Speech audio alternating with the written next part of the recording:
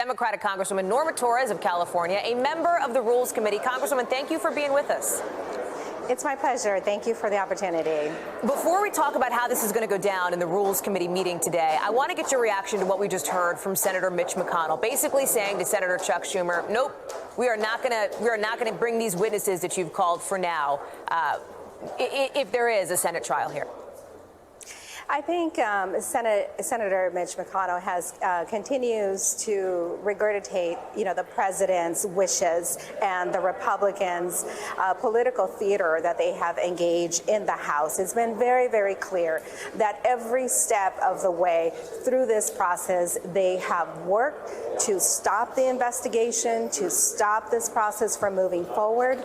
This is the reason why President Trump has said that he can murder someone in the middle of Fifth Avenue and get away with it.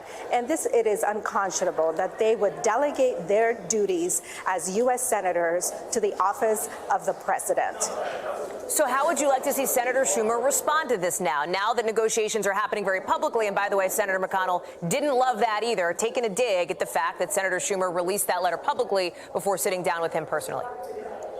Democrats from the very beginning, from the very first Rules Committee, where we set a process, a clear and transparent process of how we were going to proceed, how witnesses were going to be called to testify before committees, in which committees were going to oversee this impeachment process. That's what we want to see, an open and transparent process. Now, it is to the benefit of the president to continue to obstruct and continue to prevent witnesses from coming forward.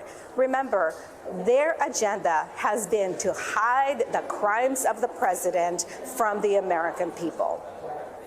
I want to talk to you about what we expect to see coming up in just about, 25 minutes or so from now in the House Rules Committee. I'll be very honest with you. This is not a committee meeting that MSNBC or any of the cable networks would typically take live for hours on end, right? This is a procedural thing. Right. My colleague Garrett Haake summed it up best when he called it kind of an open mic night eventually. Do you expect to see delay tactics from some of your Republican colleagues on the other side of the aisle today? I do expect the same political theater exercise by Republicans, not only in the SCIF, but also in the Judiciary Committee. They will try to do that here on the Rules Committee, and it is unfortunate.